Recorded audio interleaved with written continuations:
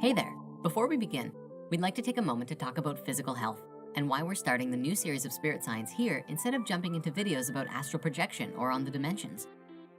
The simple version is this: we can't get there if we're all sick. See, health is currently a huge topic of concern in the world, and there is really such an abundant need for it. If none of us are healthy, then we will only continue to create an unhealthy reality all around us. So we are establishing the base from which we will be able to grow to new levels of human experience. And this all starts with the root, and that root includes health. So we began talking about health by looking at a fundamental part of health: food. It's time that we continued our exploration into the types of food that, for the most of us, are consumed on a regular basis. Of course, I'm referring to the second largest group of consumed food in the standard American diet, specifically animal food. This will likely be one of the heaviest topics that we go through in this health series, and so this is a bit of a warning that, while inconvenient to look at, doesn't make it any less real. We are moving into, ultimately, the discussion of raising our frequency, healing our bodies, and changing the world. In order to do that, we have to look at all of the information, including how the food that we eat affects our body, mind, and spirit. There is a lot of controversy in today's world around animal food. Is it healthy? Is it unhealthy? And as if it wasn't hard enough to find quality information, we're also bombarded by a ridiculous amount of advertising and conflicting scientific studies. We're going to share with you the best research that we've found, and we encourage you to continue this research to find the deeper truth.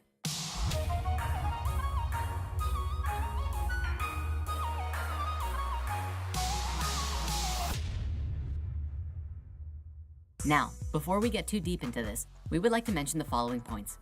Firstly, we are talking about meat to share the scientific results that have been gathered regarding meat's effect on our health. We are not going to tell you what to or what not to eat, but only show you some information and let you decide for yourself. Second, balance and moderation are extremely important factors to consider when talking about diet and meat. We encourage you to listen to your own body, and if you are feeling unhealthy as a result of your current diet, we invite you to look at yourself and see if changing what you eat has an effect. Spoiler alert, it will. And finally, we're discussing this information to bring awareness and love into such a critical part of human life: our food. Therefore, knowing how to make healthy decisions and take healthy actions is of the utmost importance. We just had to talk about it. Meat is a very large topic. Beyond the different types of meat and meat products, there is also the discussion of the studies linking meat and disease, the massive conversation concerning the agricultural industry, and of course, if it's even morally or spiritually ethical to eat meat in the first place. Today, we are focusing specifically just on the meat itself and the research surrounding it, and we intend to return to go deeper to those other topics in the future. Historically, humans have been eating meat since before recorded history as a mechanism for survival, and we did so seemingly without any problems. So how can something that we have been doing for so long suddenly be so deadly to us? And then why is it that we still keep wanting more? So let's look at the types of meats out there, shall we? When talking about meat today, generally it is split up into 4 different categories, being processed meats, red meats, white meats, and organic meats. Now, processed meats are by far the most dangerous for your health, as many factories will take scraps or other undesirable parts of different kinds of animals, throw them together into a blender, add lots of preservatives, salts, and other additives, wrap them up all fancy-like, and sell it to you as food. Processed meats include your sausages like pepperoni and other common products like hot dogs. It's worth mentioning off the bat that the World Health Organization and the International Agency for Research on Cancer, among other scientific institutions, have officially classified processed meat as a carcinogen, which means it is confirmed to cause cancer. This is based on over 800 studies as of 2015.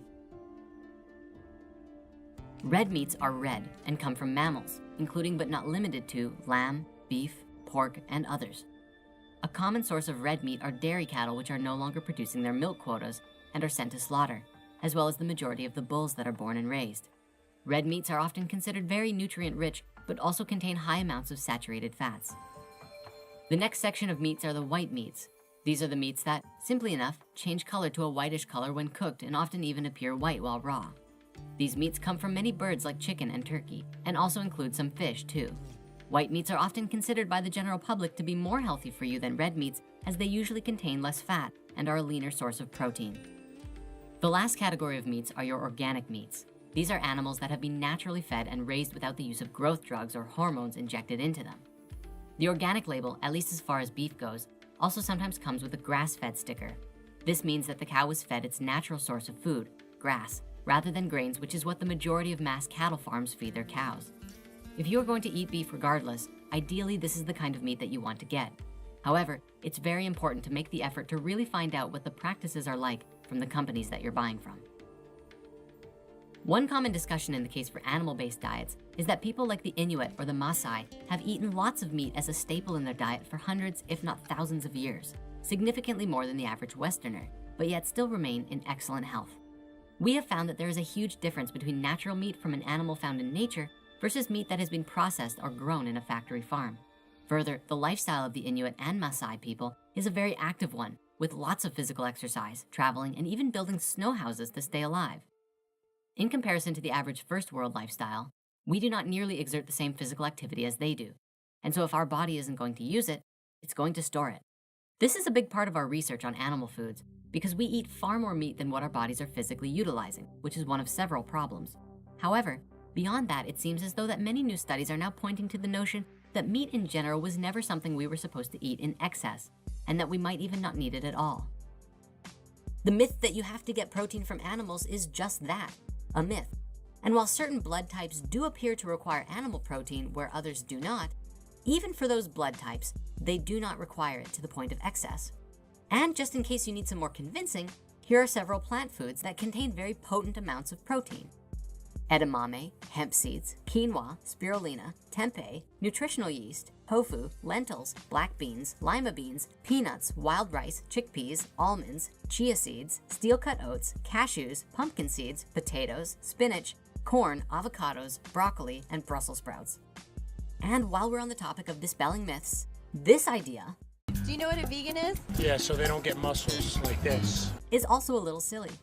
There are several very prominent athletes, including famous bodybuilders, UFC fighters, and bikers who consume zero animal food and are a picture of perfect health. And these are the ones who are very public about their diet, and hundreds if not thousands more who you can read about just by Googling it. Now, here's where things get interesting. There are a large number of doctors and scientific studies now coming forward with research showing tremendous links between meat and some of our most serious diseases. Dr. Rashmi Sinha, PhD, is one such doctor who has correlated a lot of this data in a study she wrote with the National Cancer Institute. Among those studies, we found this: the association between consumption of red or processed meats and cancer, particularly colorectal cancer, is very consistent. The research continues. In 2007, a systemic review of scientific studies led the World Cancer Research Fund and the American Institute for Cancer Research to conclude that red or processed meats are convincing or probable sources of some cancers, with specific links to lung, esophageal, stomach, pancreatic, and endometrial cancers, and of course, colorectal cancer. Due to the heavy amounts of saturated fats, meats have also been heavily linked to type 2 diabetes. In addition to that, processed meats also contain preservatives such as nitrosamines, which are toxic to the pancreatic cells that produce insulin, and so diabetes risk is even higher for those who eat a lot of processed meats. But it's not just red meat. A major 2006 study of 135,000 people found that those who frequently ate grilled skinless chicken had a staggering 52% higher risk of bladder cancer than people who never ate it at all. In addition to cancer risks, white meat is also linked to clogged arteries, osteoporosis, and diabetes just by the animal protein alone. Eggs are the same story, where studies have linked eating eggs to stroke, diabetes, heart disease, and prostate cancer. The fat content in meat can also contribute to the estrogen and progesterone-sensitive forms of breast cancer. Further, growth hormones used on animals in the production of meat can exhibit estrogenic activity, which also boosts breast cancer risk. Across the board, the World Health Organization has determined that dietary factors account for at least 30% of cancers in Western countries and 20% in developing countries. Apart from the diseases that we've mentioned, eating excess meat can also lead to the following: increased risk of foodborne illnesses being transferred, may contribute to erectile dysfunction in men, may make you resistant to antibiotics, and apparently even increase risk of death. And so what is the cause? Scientists have found that there are 3 basic causes of disease found within meat. These include too many saturated fats, carcinogens that form when the meat is cooked, and something called heme iron. Let's see what each of these do. Animal-based fats can contribute to the cause of heart disease and stroke by increased plaque lining the walls of your arteries. This makes it harder for your heart to pump blood through the narrowed blood vessels, which can possibly lead to a heart attack, putting on extra weight, high blood pressure, and cardiovascular disease.